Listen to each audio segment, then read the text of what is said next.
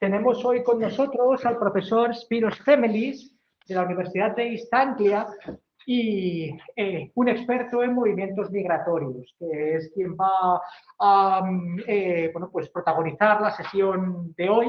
Como os comenté pues, en mi mensaje del otro día, del lunes, hoy pues hemos reorganizado la sesión de manera que vamos a empezar con la conversación con Spiros. Él pues me ha estado comentando que va a hacer pues, su presentación durante alrededor de 3/4 de hora. Después discutiremos con él y cuando terminemos pues haremos el descanso y a la vuelta del descanso haremos las discusiones en mesas redondas en grupos habituales. So, Spiros, you can start whenever you want. Vale, okay, muchas gracias, Luis. Chao a todas y todos. ¿Cómo estás? ¿Todo bien? Okay, por favor, discúlpame por mi español, porque no es bueno. Pero voy a hablar en español. Si tengo problemas, Luis. Aquí estoy.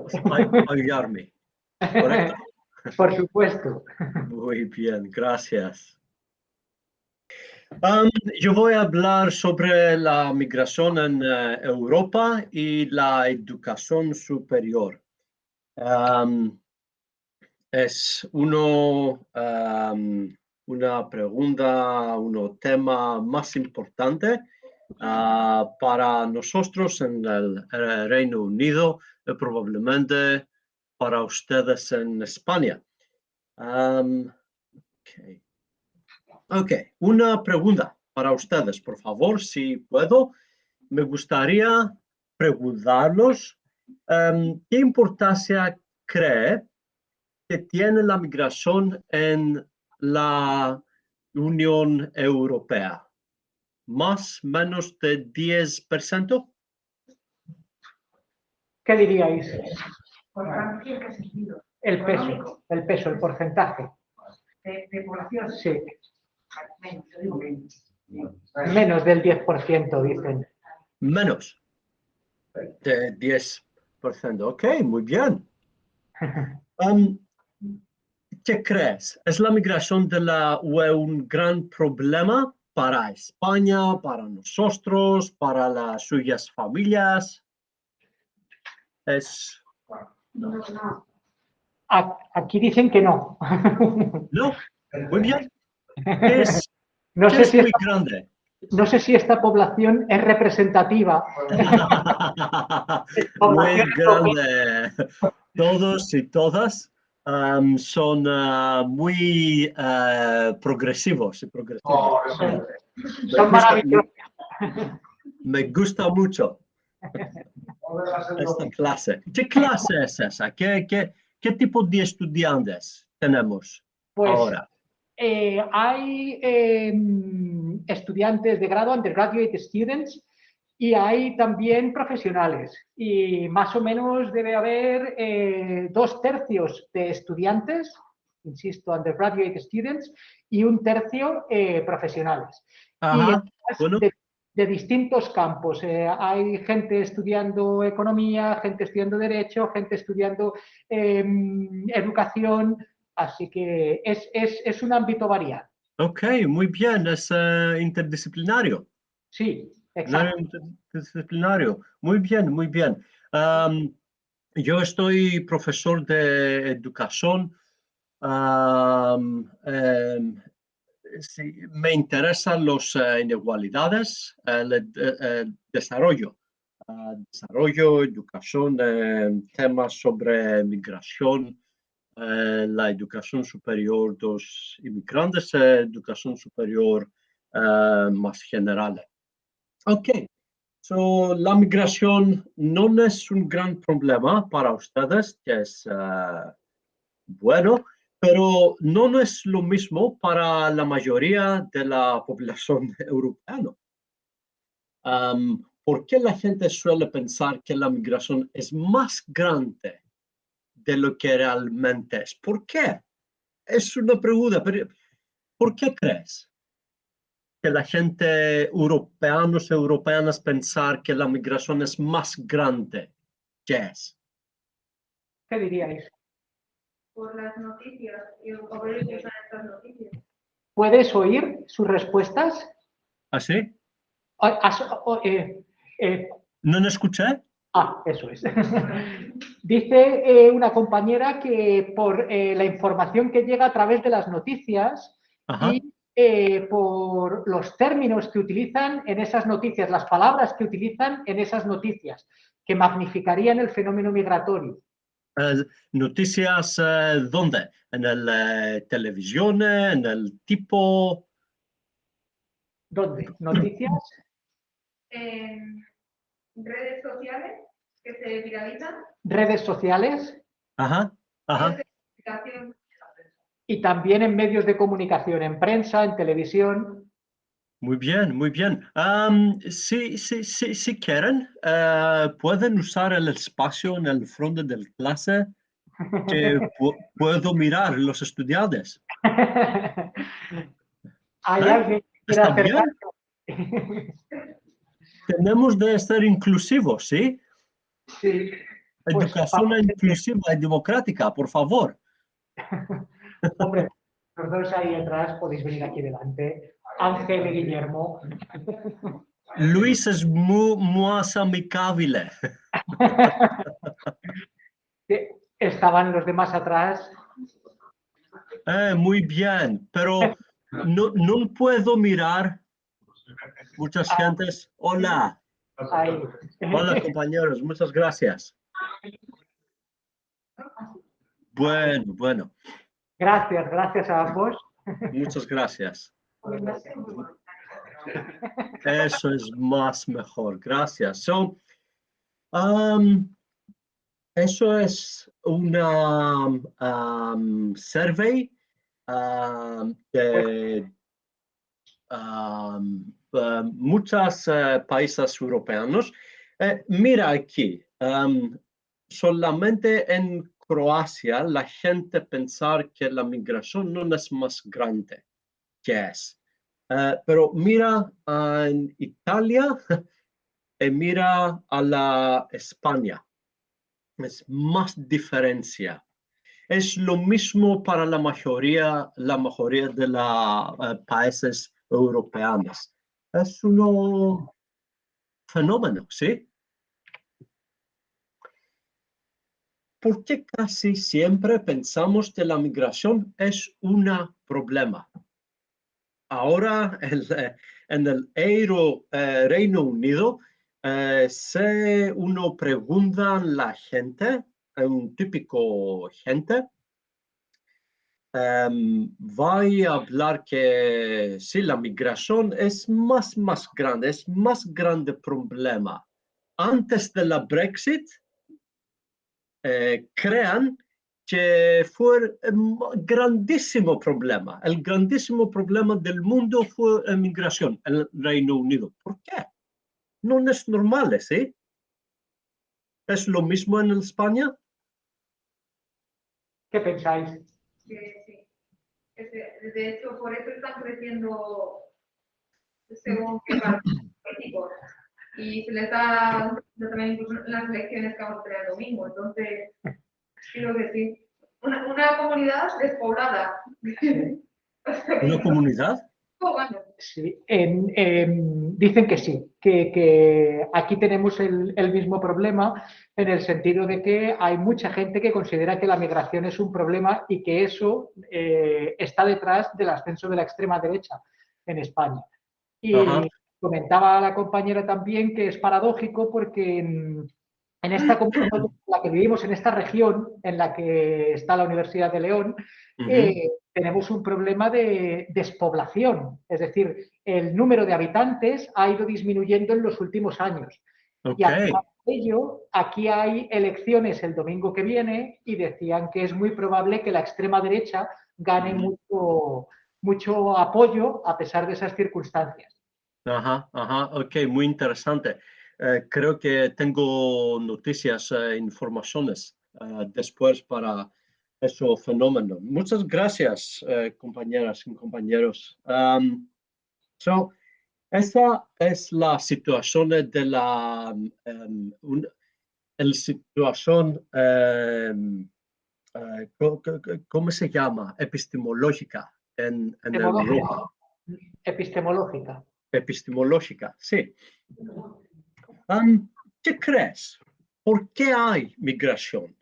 ¿Necesitamos la inmigración? Es una pregunta. Malena. Marina.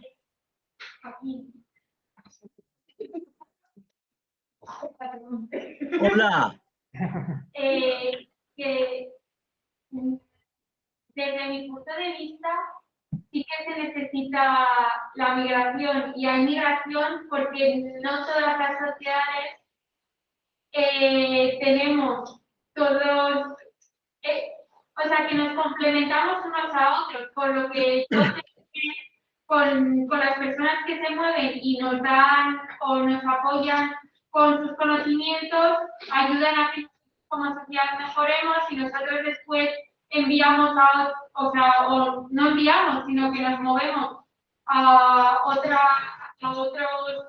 partes en el propio país, desde la migración, a dar apoyo en lo que esos recursos que necesitan. Entonces es como un apoyo mutuo de nos estamos ayudando unos a otros y por eso nació la migración, además, aparte de porque se quería ir de las guerras, pero que sí, que es una forma de intercambiar recursos y yo desde mi punto de vista es algo positivo para todos los ámbitos. ¿Puedes oír a Malena, Spiros? No todo. Vale, pues más o menos voy a intentar... la idea que dice Malena es que sí que necesitamos migración y que hay migración porque las fortalezas de unos sitios son debilidades de otros. Entonces, el intercambio resulta enriquecedor para ambas partes. Esa sería un poco la síntesis, más o menos, de lo que decías. A su lado, Cristina parece discrepar. No sé si quiere compartir su... ¿Cristina? Yo discrepo. Yo creo que se genera fundamentalmente, porque yo soy de las que diferencio bastante entre la migración que se inicia por razones económicas y los movimientos de población que se inician por razones políticas o ideológicas. Aunque tengan relación, pero que yo creo que no es lo mismo. Y yo creo que la migración que se inicia por razones económicas se inicia fundamentalmente por los diferentes niveles de desarrollo. Nada de ser buenos y de ayudar al vecino, sino por una incapacidad de vivir con unos niveles dignos de calidad económica y social en el lugar de nacimiento. Porque no sé si hay muy pocos migrantes que lo hagan con alegría, como cuando uno tiene 17 años y se va de vacaciones. Cristina dice que conviene diferenciar entre migración por motivos económicos y migración por motivos políticos o de otra índole. Y que la migración económica en concreto, ella la achaca a las diferencias de desarrollo entre países. Entonces, es simplemente el resultado de la búsqueda de oportunidades que en los países de origen no se obtienen. Esa sería un poco la síntesis de lo que... Bueno. Tenemos dos intervenciones más, Spiros. Muy bien, muy bien. Hola, Spiros. Hola. Yo quería decir que añado a esos dos tipos de migración uno que para mí es fundamental, que es el que ha existido siempre, y es que el ser humano es un animal curioso y es un animal bien migratorio, y es un animal que incluso teniendo las necesidades físicas básicas cubiertas en un sitio, muchas veces muchos individuos tienen la necesidad de explorar. Entonces yo creo que la migración, ¿por qué hay migración? Porque somos seres humanos y somos migratorios. ¿Eso lo has podido oír o te cuento yo? ¿Has oído a Teresa? No, te cuento yo. Teresa decía que a lo que ha señalado antes Cristina habría que añadir la curiosidad innata del ser humano. Es decir, el hecho de que incluso habiendo gente que viva bien en un país, pero que tiene curiosidad por saber cómo podría llegar a vivir en otro. Entonces, que eso también es un movimiento, es un estímulo para los flujos migratorios. Bueno, gracias. Una última palabra, Spiros. Que yo lo que quería decir era más enfocado a la segunda pregunta de la necesidad de la inmigración, y era que a raíz del COVID y del Brexit en Inglaterra, se puede ver que la economía de los países europeos necesita de un flujo de población migrante que venga a desempeñar un trabajo que aquí no quiere desempeñar la población nacional, y que se ha visto que si no se permite esa inmigración, hay problemas económicos a gran escala. Bien, lo que decía Guillermo es que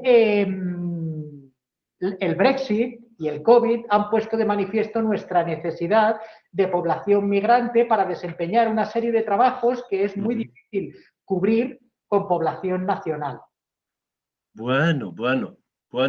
Muchas gracias, compañeras y compañeros. Es una base muy fuerte para nuestra discusión.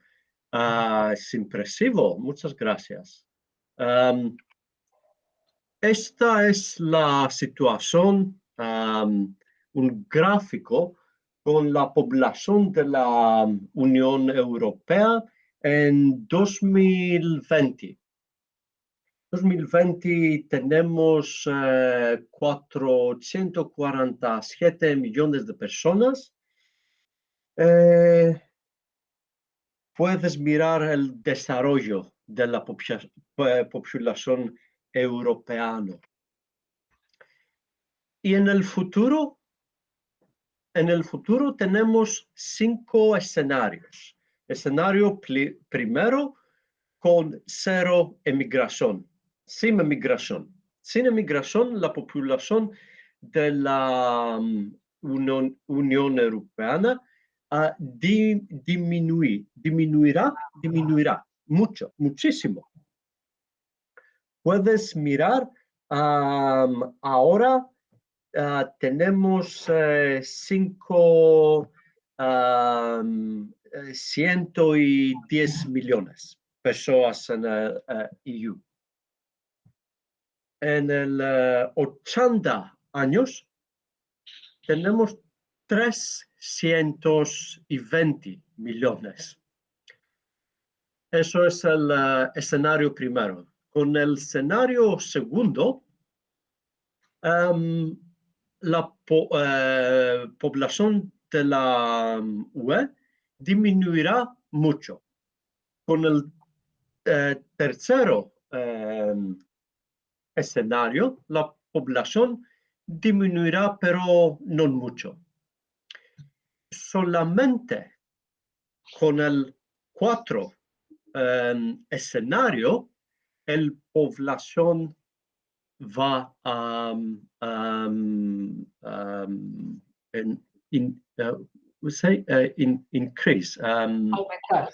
aumentar.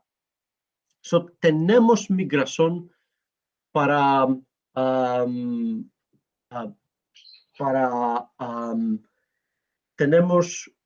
la vida en el EU. Es una condición básica. Luis, ¿nos puedes leyenda de lo que...?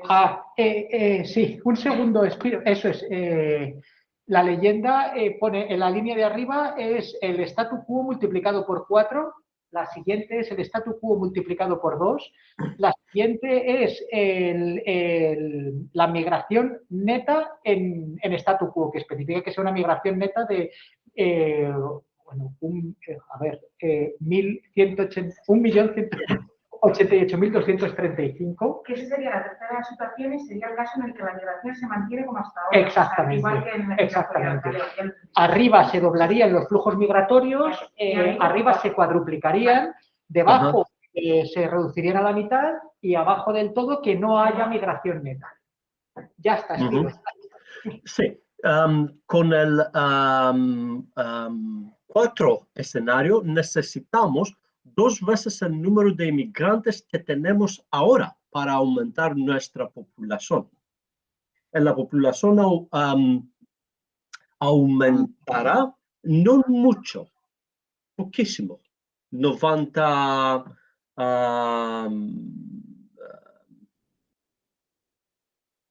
no, si es 100 millones, ¿ok? Necesitamos 10 veces el número de inmigrantes que tenemos ahora. Ok. Migración tras las ampliaciones de la UE de 2004 y 2007. Principalmente una experiencia positiva para toda la UE. Los temores antes de la ampliación fueron temores que va a destruir el mercado laboral, va a destruir nosotros sistemas educativos. No están justificados. Sin efectos negativos para los mercados laborales de los países receptores, no tenemos evidencia de compras de bienestar. No estoy seguro qué es la expresión de welfare shopping. Significa cuántos gentes van a un otro país para usar solamente el sistema de bienestar.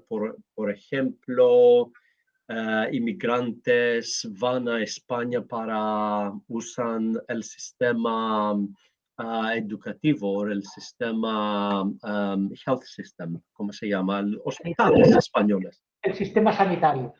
El sistema sanitario. No tenemos evidencia.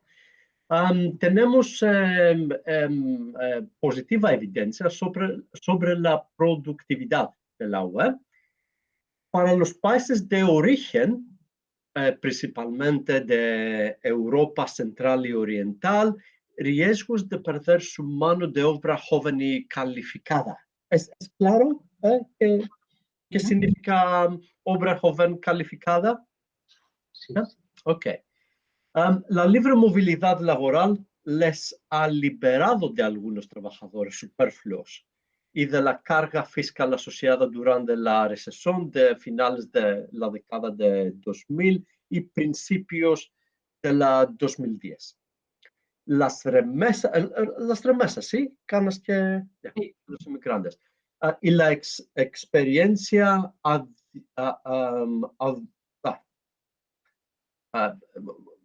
adquirida, ¿cómo se llama? Sí, adquirida. La nueva experiencia en el extranjero son útiles al regreso. Es más complicadamente para los países de origen, pero tenemos cuántos efectos positivos y cuántos efectos negativos.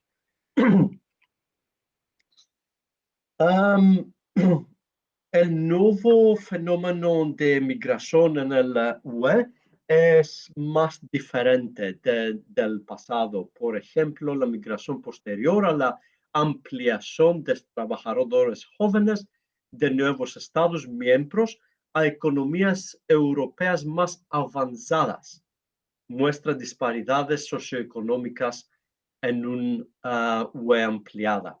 Algunos jóvenes, muchísimos jóvenes, quieren trabajar durante mucho tiempo en el extranjero, pero la mayoría quiere volver a casa.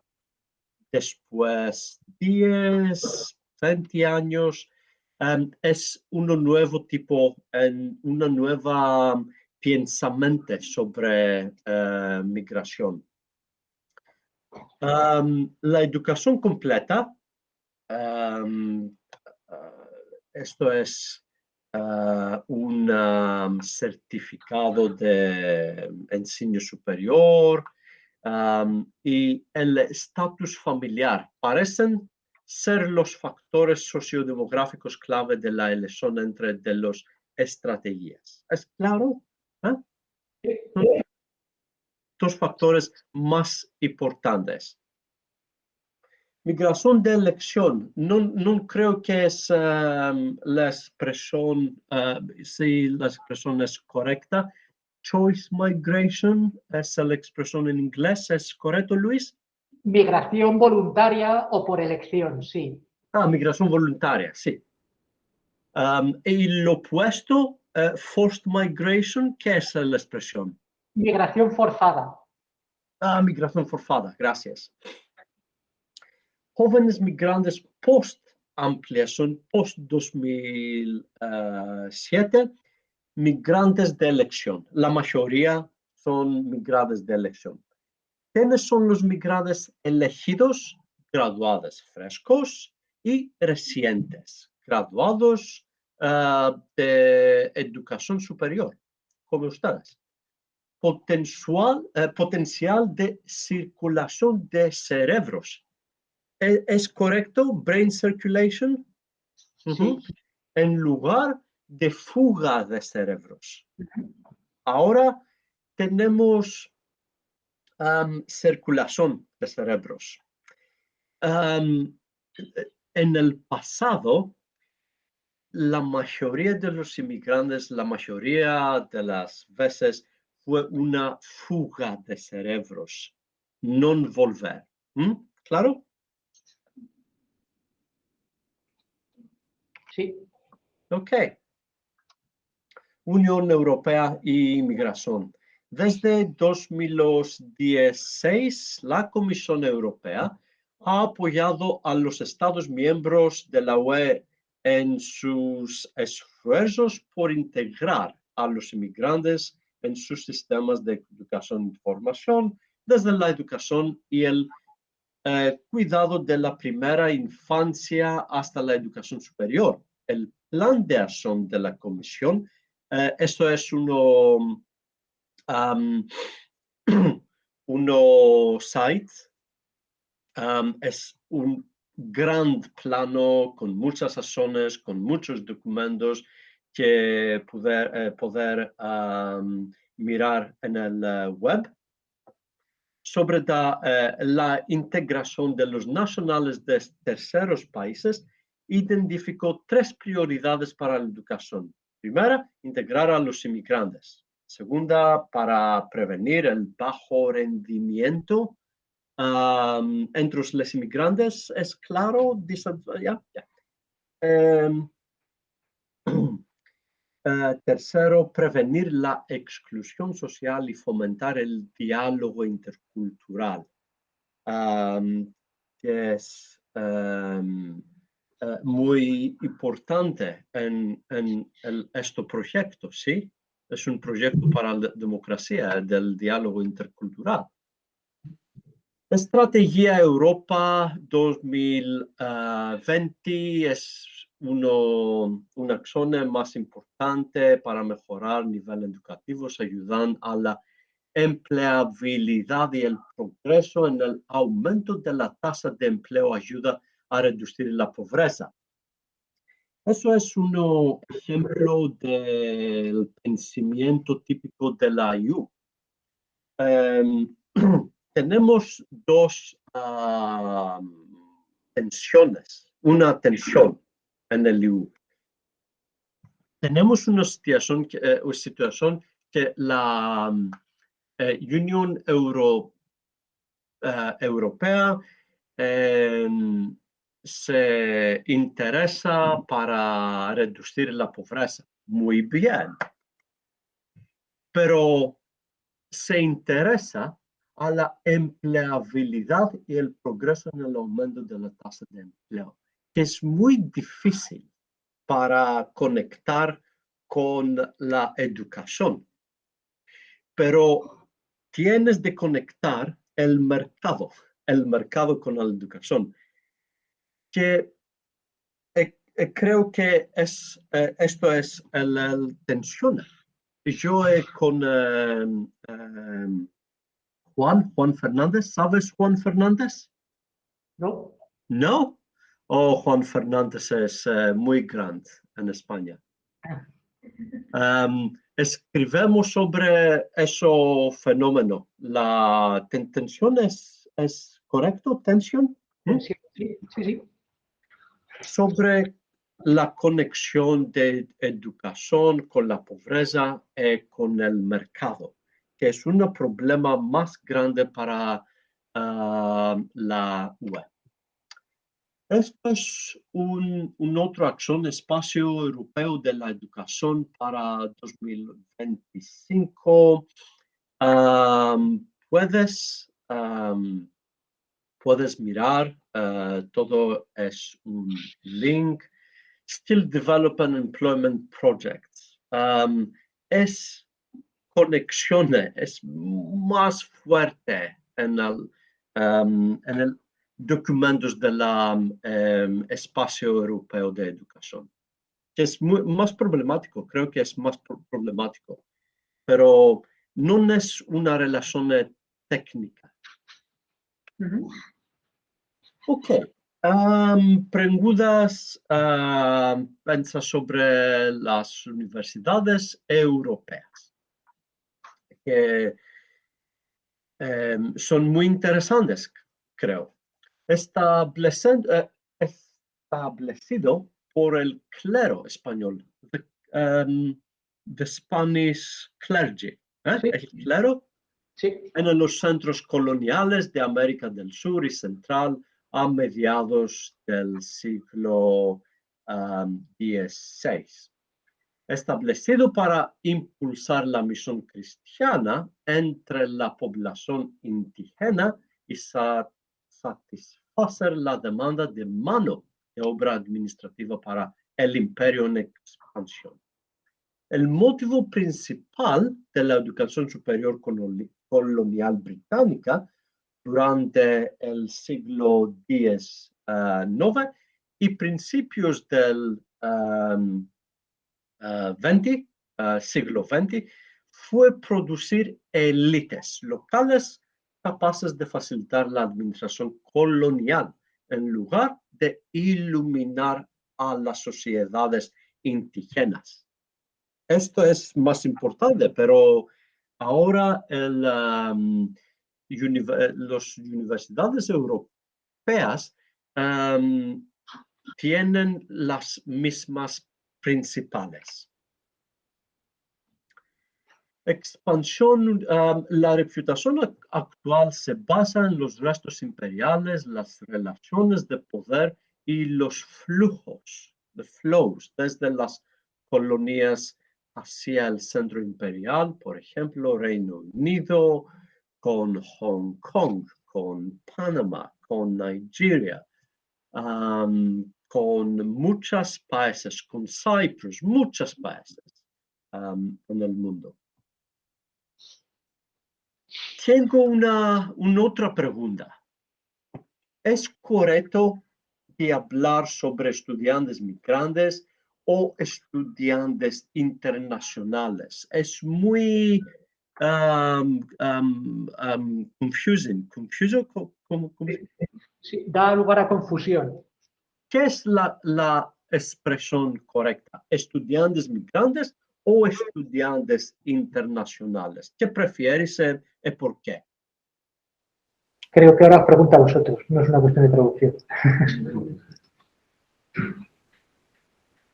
Yo creo que ambas se adecuan bastante y podríamos tratarlas como sinónimos. Si no entendemos ambos términos como sinónimos, no es sino por concepciones propias que tenga cada uno del término internacional e individual. Vale, Ángel dice que lo podríamos utilizar como sinónimos. ¿Malena? Si quieres más tiempo. Si quieres, bien. Sí, así. Malena te va a hablar cerca del micrófono, así que creo que la podrás escuchar mejor. Muy bien. ¿Dónde está? Ese sí. Hola. Hola.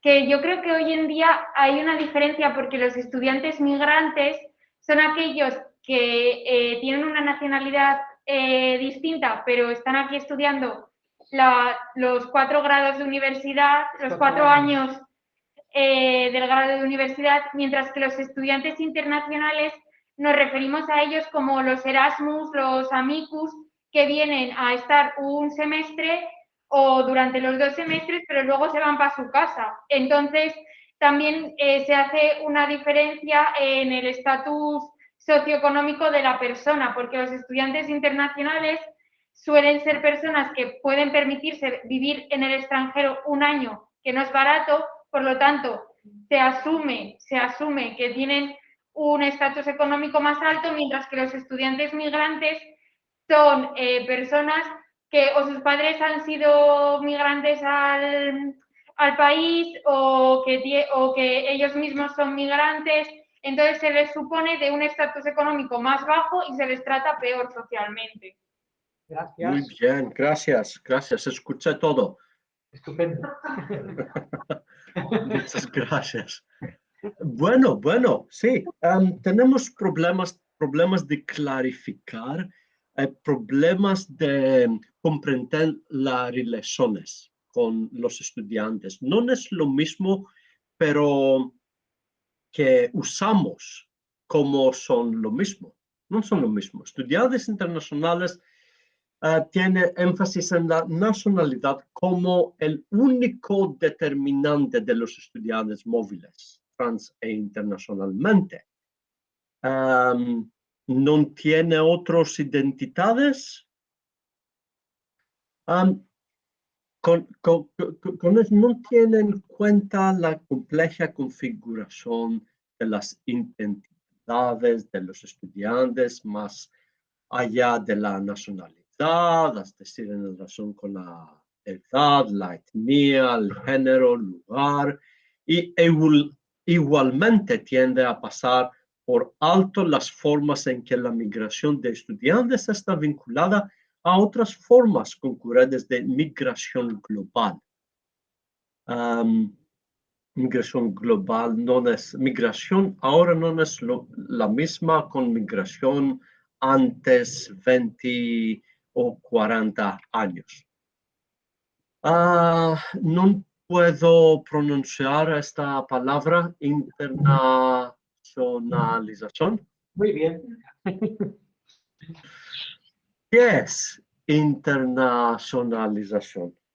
¿Qué es? Una narrativa neoliberal, un nivel tipo de relaciones económicas, un nivel tipo de relaciones educativas, sociales. ¿Qué es?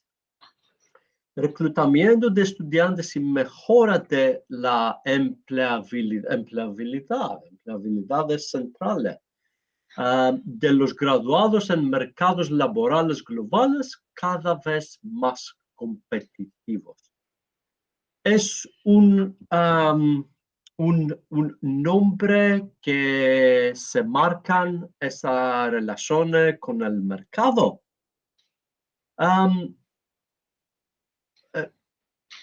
¿Qué tipo de relaciones se crean, se construyen?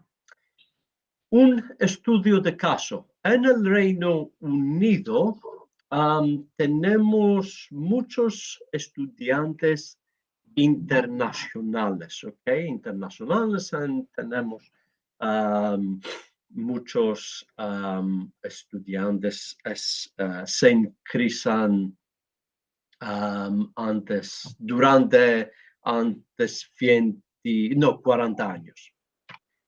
Pero los orígenes de los estudiantes internacionales aquí en el Reino Unido se cambian. Va a cambiar muchísimo en los próximos años. Puedes mirar los cambios, por ejemplo, mira a China. China 10 años antes y China ahora, 2018, 19. ¿Puedes mirar la cambia? ¿Puedes mirar la cambia con el UE? Esto va a cambiar muchísimo. pero tenemos nuevos tipos de migración de los estudiantes, Pero estudiantes internacionales en 4 países. Es muy interesante, muy interesante. Mira en India. Mira a Europa. Y mira a China. Y mira Estados Unidos. En 10 años, ese gráfico va a cambiar muchísimo para todas esos países. Va a cambiar muchísimo. Pero tenemos tendencias en estudiantes internacionales nuevas, muy, ¿cómo se llama? Fuerte. Ok, esto es más interesante, pero es gráfico es sobre el cambio de estudiantes internacionales globales en 5 países. Es muy interesante que 4 países son países que hablan en inglés, ¿ok? Solamente en China no hablan inglés. En Estados Unidos, Reino Unido, ¿cómo se llama? Nueva Zelanda. Nueva Zelanda. Nueva Zelanda. Eso. Disminuiré el ratos, the rate. La ratio, sí. La ratio. Disminuirá. It has decreased. Sí, Es solamente en Australia que no cambia mucho. Tenemos una nueva economía política en educación superior global. Eso es más típico de esa tendencia. Ok, pregunta.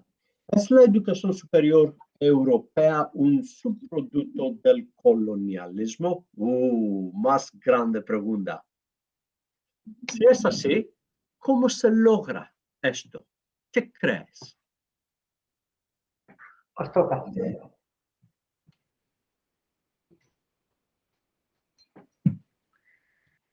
Si recuerdas, okay. Can you translate? I'm getting tired now, Luis. If I can translate what? Okay. Can you translate? I will say this in English because Okay. it's a lot easier. No problem. So I'm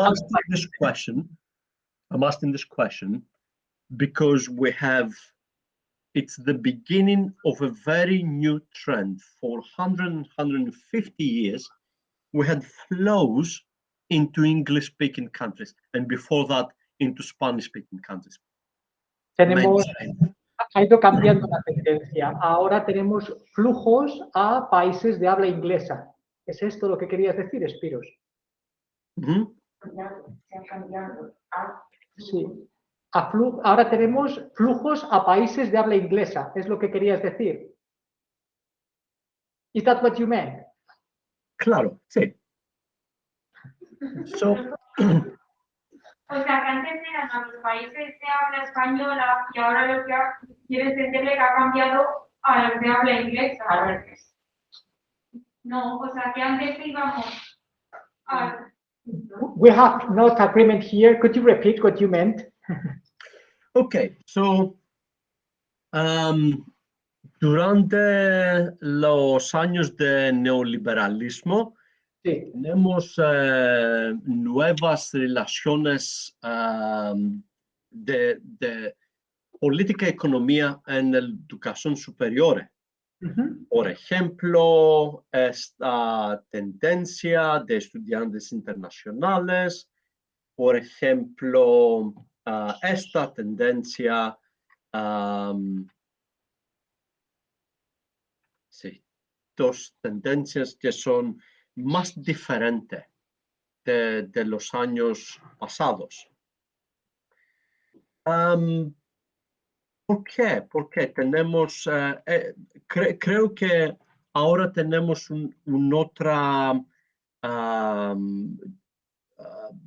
tenemos dos tendencias. Un movimiento, el movimiento de neoliberalismo, que es un movimiento regresivo.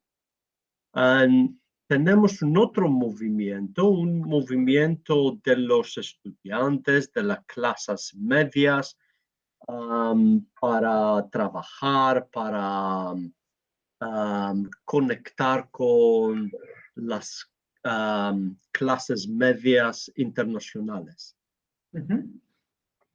Es la educación superior europea, o fue en el pasado un subproducto del colonialismo. ¿Cómo se logra esto? ¿Es un problema? ¿Es vero? ¿No es vero? ¿Qué crees? Guillermo. Yo creo que en Europa y principalmente en Occidente, la dinámica de poder colonial que se ha mantenido después del colonialismo se ha reflejado en la educación como una forma de mecanismo para sostener y justificar pues, cómo estaba organizada el colonialismo, la economía. ¿Lo oíste, Spyros? Sí. Muy bien. Muchas gracias, compañero. Muy bien. Ok. Un ejemplo. Los clasificaciones, rankings, ¿sí? Y las relaciones de poder. ¿Ok? Son dos ejemplos que se construir las universidades europeanas. Se construimos las universidades con las clasificaciones. Cambridge #1. ¡Hey! Muy bien. Universidad de España número 20. La mayoría de las universidades en el top 10 no son españoles, no son griegos, no son maltesos, no son eslovenos, son ingleses, francos,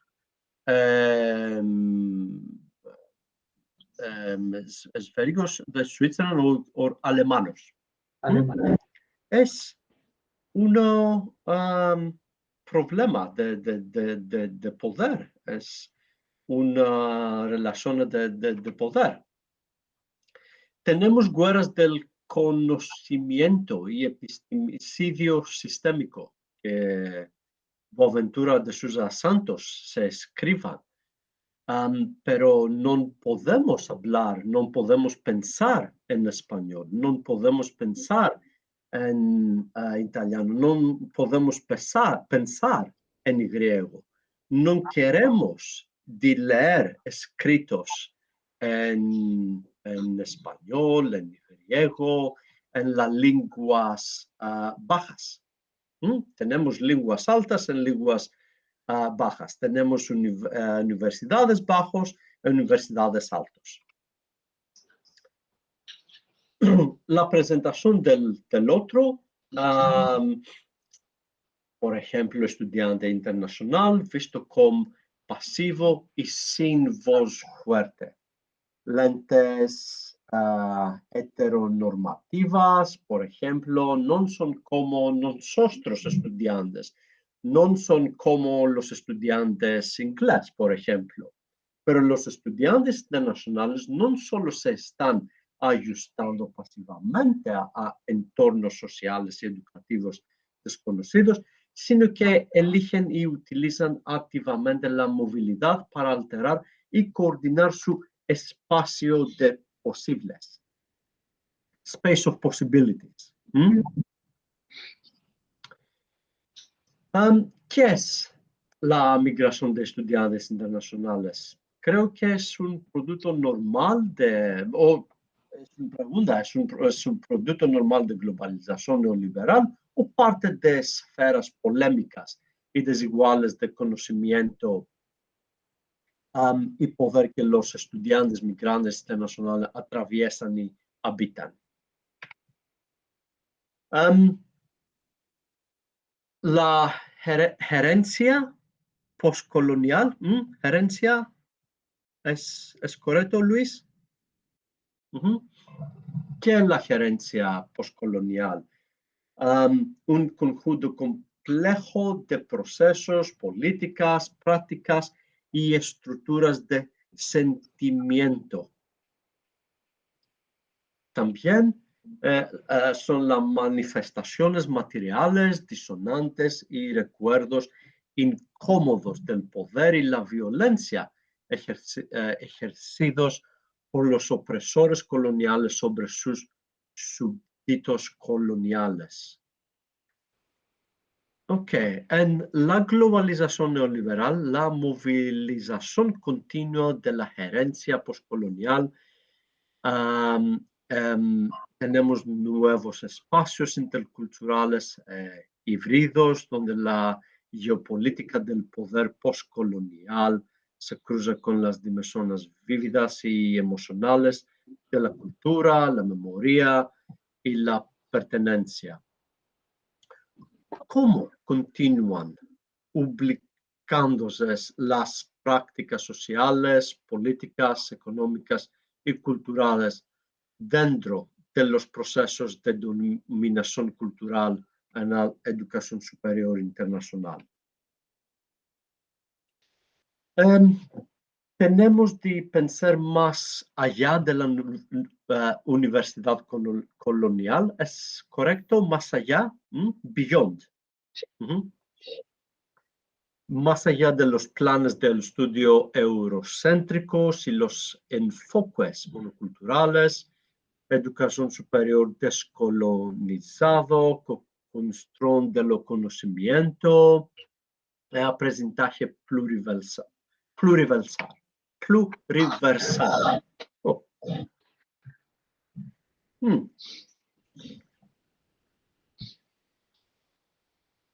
Eso es el final, ¿ok? Okay. ¿Qué tipo de educación queremos? ¿Tiene la educación, especialmente la educación superior, un papel que desempeñar en la forma en que pensamos sobre la migración? ¿Qué podrían hacer las instituciones de educación superior para abordar el aumento del populismo y xenofobia? ¿Cómo se podría reformar la educación superior para ayudar con el tema de la migración y la forma en que lo abordamos? ¿Qué crees? Es una discusión a puerta para todos y todas. ¿Quién quiere empezar? Yo ya tengo una pregunta sobre la ponencia, no sé si es un momento. Sí. Vale. Mi pregunta es, en el Espacio Europeo de Educación para 2025, que decía que tenía el objetivo de desarrollar competencias para el aumento de la empleabilidad del trabajo, si piensa que realmente atiende a todo lo que nos estás explicando o también es un plan colonialista, porque al final no estamos dotando de recursos a las universidades del sur, sino que los recursos los aumentamos incluso nosotros para que sigan viniendo. Vale. Tengo una pregunta, Spiros, para ti.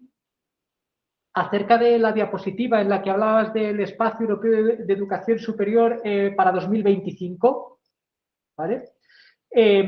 Comenta Sonia si consideras que ese plan de la Unión Europea podríamos también seguir considerándolo como otro elemento más colonialista porque trataría de promocionar las universidades de aquí, pero no ayuda a mejorar universidades en el sur. Entonces, la pregunta es, ¿cómo lo ves tú? Ok, me preguntas si en la Unión Europea se crean dos tipos de universidades. Una universidad. No, la idea es si el plan de la Unión Europea que tú pusiste en una diapositiva, espera un segundo, que te voy a decir la diapositiva exactamente. Okay, ¿qué es la pregunta? Me disculpa, no entiendo la pregunta. Un segundo. Dame, Okay. just a minute. Ok. En la diapositiva número 15, the slide number 15, Espacio Europeo de la Educación. eso es. Decía la compañera si no podíamos considerar que esa estrategia por parte de la Unión Europea no supone en realidad una vuelta de tuerca más en las relaciones coloniales. ¿En qué medida, to what extent that European strategy is a new element of colonialism? Bueno. Muy bueno. No es fácil, pero es una relación que se cambia. Pero el problema con la Unión Europea es que se crean sobre una muy buena idea, la idea de crear una unión. Pero en realidad no se unifican los países, no se unifican las economías, no se unifican las sociedades, no se unifican los sistemas educativos. Es lo opuesto. Tenemos dos tipos de Unión Europea. Tenemos en el norte y tenemos en el sur. Tenemos la Unión Europea de la capital. Y tenemos la Unión Europea de los trabajadores. Dos más diferentes uniones.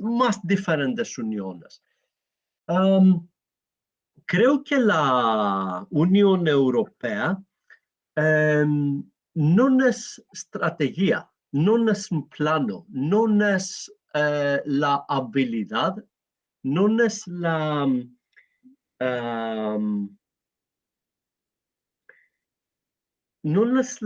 podría de sueñar un mundo mejor que tenemos ahora.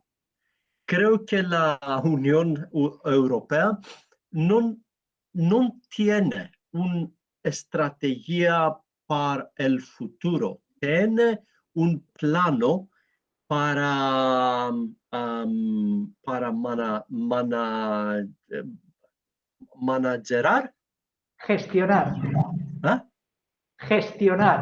gestionar el presente. Por ejemplo, en el pasado, la UE no tiene un plano para el crisis.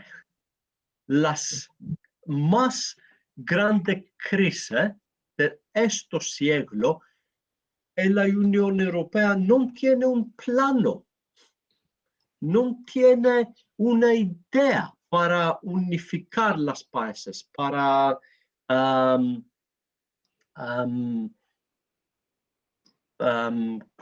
¿cómo se llama? To overcome the crisis. Para superar las crisis. Para superar las crisis, correcto.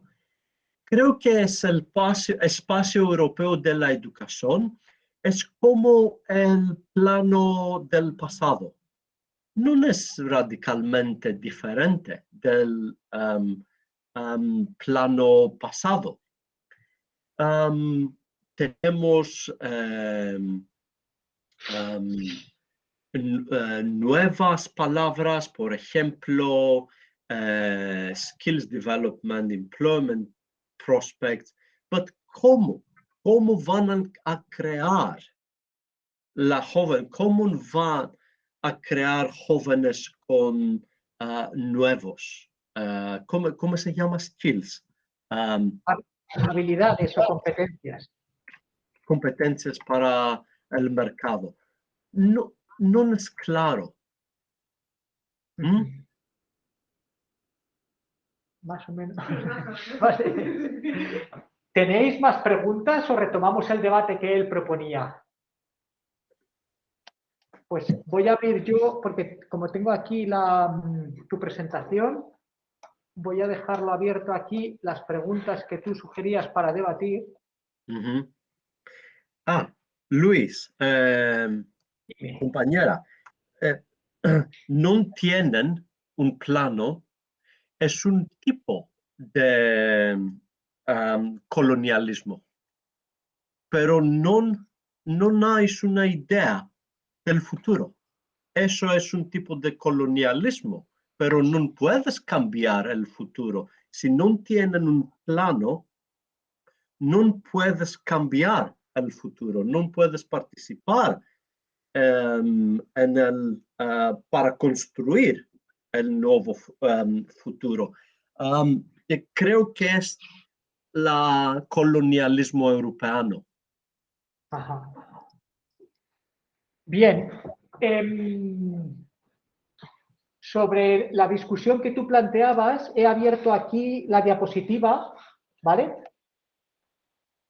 ¿De acuerdo, Spiros? Sí. Pues las preguntas que él proponía, ¿tiene la educación, especialmente la educación superior, un papel que desempeñar en la forma en que pensamos sobre la migración? Sobre esto, ya lo ha abierto él también. Sobre esto habéis respondido en lo que me habéis ido mandando. Bueno, habéis subido a Moodle y yo he sido el que se los ha leído. Aquí me han respondido por escrito ya algunas de estas preguntas, entonces yo voy a hacer mención a esas respuestas. Pues en primer lugar, Teresa hacía una propuesta. ¿Quieres traer aquí la propuesta que tú hacías en esa parte? Sí. Teresa respondía en cuanto a cómo hacer que a través de la educación superior podamos contribuir a entender mejor los movimientos migratorios. Ella proponía dar voz a los compañeros y compañeras emigrantes en las universidades. Ella hablaba del personal de limpieza, por ejemplo, o del personal de jardinería, que trabaja en las universidades, que es de origen migrante y que, bueno, pues podría tratar de ayudarnos a comprender mejor esos procesos migratorios. Teresa me ha pedido que sea yo su portavoz. Muy bien. Vale. Cristina hacía una diferenciación en cuanto al tipo de carreras académicas, de grados universitarios. Si se trataba de grados universitarios de ciencias sociales, ella consideraba que era relativamente sencillo introducir mecanismos que nos permitan ampliar nuestro conocimiento sobre los procesos migratorios. Ponía de ejemplo la economía, pero también, por supuesto, el derecho, la sociología, la política, pero ella decía que lo veía mucho más difícil en carreras que son pues de otra naturaleza, como las ingenierías o la física o las matemáticas. No sé, ¿cómo lo veis? No sé, Cristina, si he defendido bien lo que tú proponías. Sí, lo creo. Vale, pues entonces igual se ha acertado. Tengo dos palabras, Sonia y luego Julia. Y después tengo amigos mexicanos que son ingenieros y me dicen que ellos tienen una asignatura que es de ética y valores, porque dicen que no quieren formar solo ingenieros en sus universidades, sino que quieren formar a personas. O sea, para la ética en su trabajo. Vale. Entonces yo creo que podría ser un espacio interesante también. Vale. Sonia decía ahí, en relación a lo que había dicho Cristina, que en carreras como ingeniería se está incluyendo un curso sobre ética y valores. y que es Bueno. ahí donde bueno, pues, se puede incorporar ese tipo de cosas. Un momentito, Cristina, voy con Julia y luego Cristina. Julia. Sí, yo le doy la razón totalmente a Cristina, pero como leíste en mi trabajo, Sí. no estaba leyendo. Por eso yo empezaría antes. O sea, de acuerdo, seguirlo en la educación superior, no es tarde, por lo que dice Cristina precisamente, ¿cómo vas a ingeniería y eso? No, tienes que haber empezado, si no en parvularios sí, las actitudes, y en Sí. primaria. Eso, en la ESO ya. Julia y también Esther señalaban que en la universidad quizás sea ya un poco tarde para empezar a educar en ese tipo de valores, que habría que empezar en edades más tempranas a trabajar fenómenos como los flujos migratorios. Tengo ahí una palabra, Cristina, y luego Guillermo. Yo no había pensado en la inmigración universitaria, es decir, yo no había pensado nunca en los estudiantes internacionales universitarios como una especie de colonialismo al revés. Es como la inversión extranjera directa, ¿no? Es decir, que en lugar de importar trabajadores se lleva hasta el capital. Es lo mismo, nunca lo había visto así. Me parece muy interesante. Entonces yo ahora estoy pensando que en esas carreras que son de ciencias, el colonialismo se expresa con la utilización del idioma inglés. Entonces, en la universidad, en un académico, una manera de introducir interculturalidad, y eso que tengo yo muchos problemas con esta palabra. Igual te podrías venir por aquí porque me estoy pensando que me va a costar mucho sintetizarlo. Gracias, Luis. El micro ahí, la cámara aquí. Vale. Ya estaba diciendo, me entendió lo de que no había pensado en que los estudiantes internacionales eran una muestra de colonialismo. Lo tengo que pensar más, porque eso sería cierto, por ejemplo, en España, en el Reino Unido, en Estados Unidos. Ya tengo que pensar qué pasa con los estudiantes internacionales en la República Checa. Lo tengo que pensar. Pero siguiendo con lo de con maneras de introducir interculturalidad en la universidad, estoy pensando que en esas carreras de más científicas, el colonialismo realmente se transmite a través del idioma de utilización y el idioma de las fuentes bibliográficas utilizadas en general. Con lo cual, una manera de introducir transversalidad e interculturalidad en la universidad es que las fuentes no fueran todas en inglés.